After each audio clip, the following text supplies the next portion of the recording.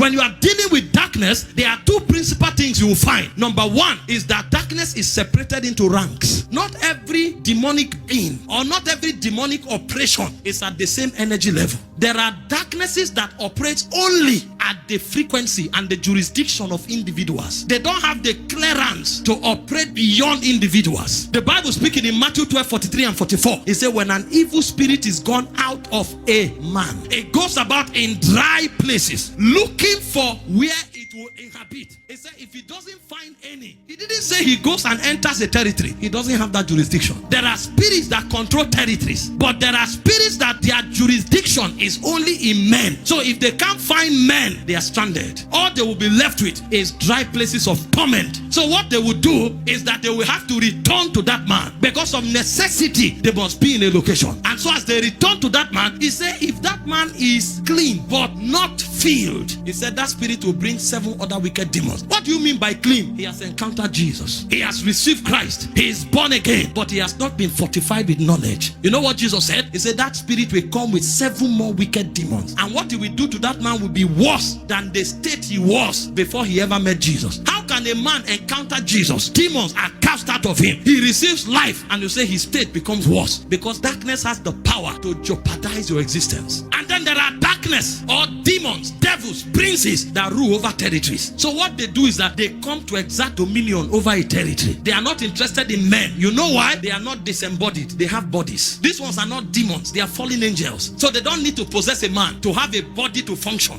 All they needed was the authority of man to have legitimacy over his jurisdiction, over his territory. These ones are not looking for bodies. They are looking for territories because they are princes. So their obsession is territorial, not men. Because if they take territories, they will not possess one man. They will create institutions and systems that will enslave men and generations. Those type of darkness are higher in authority than the ones that possess individuals. You study your Bible, Daniel chapter 10, verse 20 to 21. The Bible said Daniel began to pray, seeking deliverance for Israel, and suddenly answers released from heaven from verse 12, but the answer never met him for 21 days. And you know what? When Gabriel showed up, he said the prince of Persia withstood me for 21 days until Michael the archangel was sent to come and support me. So the prince of Persia is not looking for a man to possess. He's looking for Babylon to exercise government over. It's a territorial prince. So you may be born again, but if you enter Babylon, you'll be shocked that corruption will enter you. You will come under another influence. You may not be possessed by a demon, but you will not know why you can't fulfill purpose. If you study Isaiah 19 verse 3, you will hear of the spirit of Egypt. Why Babylon corrupts, Egypt enslaves. That's why you find many people doing what they don't like. They are Christians, but they are under the influence of a territorial spirit. Now, because of the influence of that spirit, they will not fulfill purpose, and they don't know why. So you see a prophetess who is a mighty seer is yet a prostitute. You see an apostle who should shake nations is a drunkard. And you are wondering what is going on. It's under the influence of darkness. A prince that rules territories. That's the challenge many Christians have. And so when we are talking restoration, we are talking with an understanding that we know the operations of darkness, and we are not just saying God should give us what was taken from us, but to give us authority to operate above their influence. Do you know there are many people in Abuja today who live fake lives? Very fake. Because the darkness operating in this land is to put pride in people so that they walk and create impressions, not make impact. And even churches are creating impressions in Abuja and not making impact because of darkness. So you can even be a church, yet you are under that influence. Instead of winning souls, instead of praying and making impact, it's all about packaging, acting as if all is well, whereas nothing is happening. But you just want to appear big before people. It's darkness at work. That person is enslaved. That church is enslaved. And that's the crisis of our generation. And then there are darknesses that control generations. You know, people from the age of 11 to 27, 28 are called Gen Z. Their God is their phone. They wake up with it and they sleep with it. That's why you see that the rate of pornographic addiction is on the high, because it came with that intelligence. It will be difficult when you find a Gen Z who love God. Thank God for that person. Most of them are living in deep